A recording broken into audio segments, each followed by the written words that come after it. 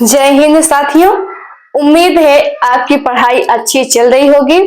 चलिए आज हम हिंदी के सेकंड क्लास को देखते हैं और आज की क्लास में हम पढ़ेंगे स्वर। और जो पहली क्लास मैंने पढ़ा चुके हैं उसमें वर्ड पढ़ा चुके हैं, आप उसमें डिस्कशन में जाके लिंक के नीचे मैं दी हूं, उसको आप दे सकते हैं। चलिए आज हम स्वर को देखते हैं।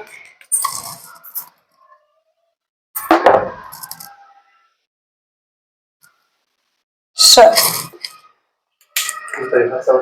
रुक जाइए, पहले इसको हम यहाँ हेडिंग कर लेते हैं। स्वर,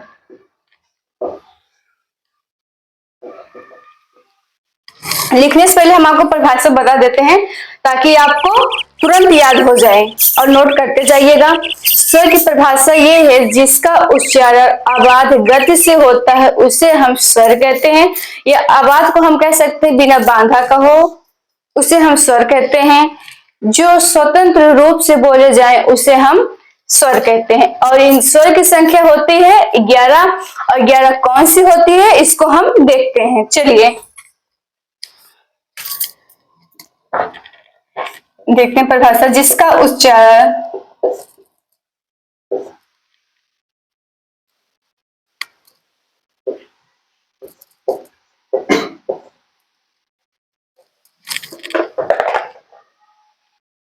आवाज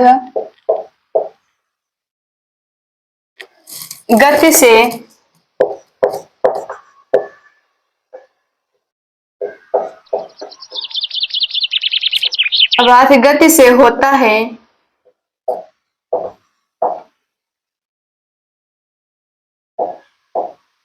उसे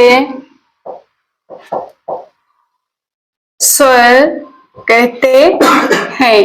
उसे स्वर कहते हैं। आवाज में से हम इसको कह सकते हैं बिना बांधा का। आवाज गति से या बोल सकते हैं बिना बांधा का हो, इसे हम स्वर कहते हैं। एक डिफिनेशन और देख सकते हैं इसका हम। चलिए एक परिभाषा और देखते हैं। इसका परिभाषा क्या है? जो स्वतंत्र रूप से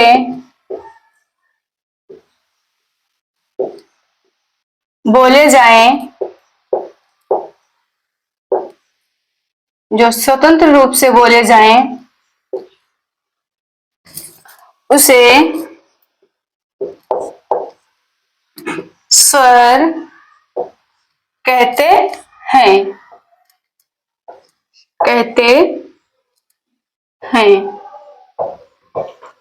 एक बार इसको हम फिर से रिवीजन कर लेते हैं ताकि आप लोगों को याद भी हो जाएगा।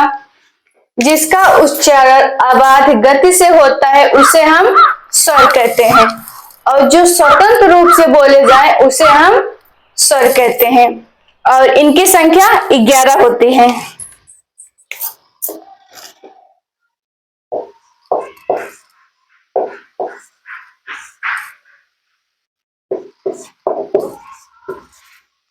इनकी संख्या 11 होती है।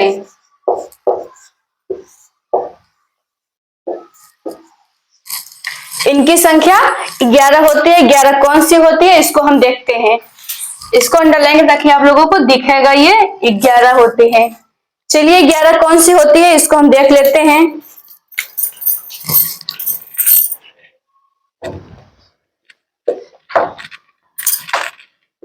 आ ई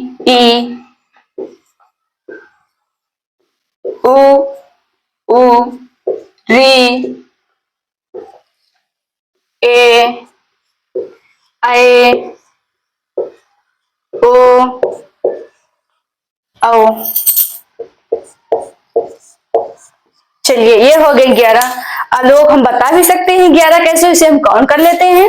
देखते हैं 1 2 3 4 5 6 7 8 9 10 11 हो गए सर।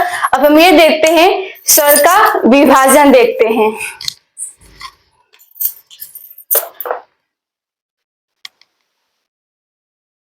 स्वर का विभाजन।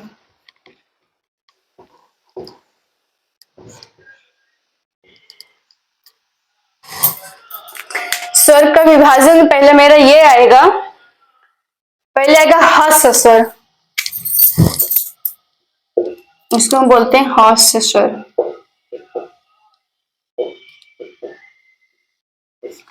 हास्य स्वर को भी बोल सकते हैं हम आधार स्वर।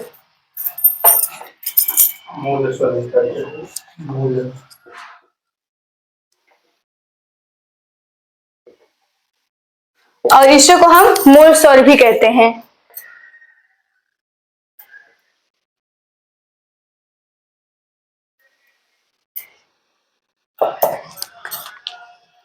अच्छा हो गया। चलिए पहले हम इसको ये देख लेते हैं, जिस स्वर का विभाजन जब लिख लेंगे तो आप लोगों को समझाने में थोड़ा सा आसान हो जाएगा। पहले हम इसको यहाँ नोट कर लेते हैं, फिर सुबह समझाते हैं आपको। अ इ उ री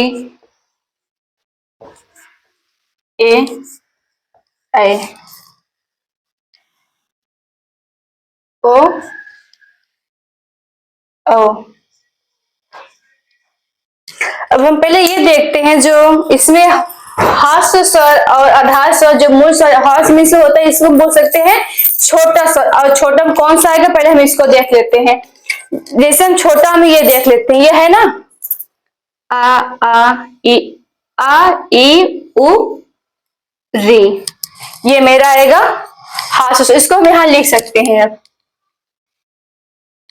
आ ई उ री, राइट। अब हम इसको ये देखते हैं, हास्य स्वर हो गया। अब हम यहाँ लिखते हैं दीर्घ स्वर। विभाजन था, इसमें हर्ष स्वर हो गया है। स्वर विभाजन तीन होते हैं, एक होता है हर्ष स्वर होता है, एक होता है दीर्घ स्वर होता है, एक संयुक्त स्वर होता है जो कि हर्ष स्वर हो गया है। अब हम दीर्घ स्वर को देखते हैं, पहले यहाँ नंबरिंग डाल देते हैं। ये आएगा पहला हर्ष स्वर में आ जाएगा। अब दूसरा हम देखते हैं दीर्घ स्वर को।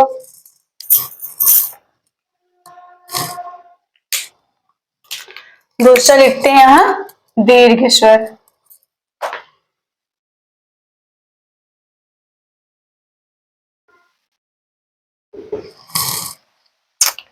दीर्घ में जैसे हमने आपको ये बता दिया था, इसमें पहले हर्ष में से छोटा में आएगा तो दीर्घ में बड़ा ये इतना आएगा। यहाँ हम लिख लेते हैं, तब समझ में आएगा आप लोगों को।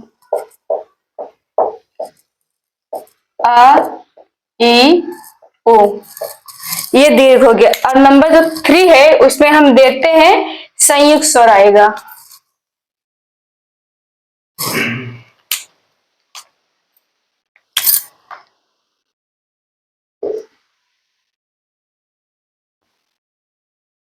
संयुक्त स्वर, जैसे आप लोगों को आसानी से समझ में आ गया होगा। हर्ष में ये छोटा आएगा और जो दीर्घ वाला है, दीर्घ में ये बड़ा वाला हो गया। अब बच्चा मेरा संयुक्त स्वर, जो संयुक्त स्वर में यही इतना है, इसको हम संयुक्त स्वर में लिख लेते हैं। चलिए इसको हम यहाँ लिखते हैं ए ओ औ।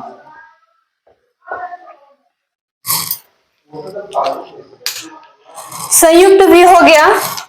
और जैसे नंबर 4 को हम देख लेते हैं,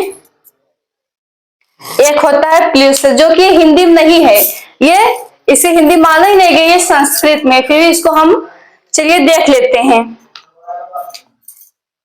इसको हम बोलते हैं प्लुस स्वर।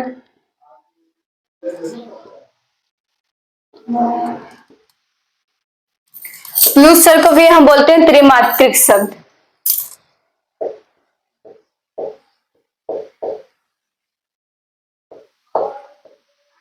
त्रिमात्रिक स्वर,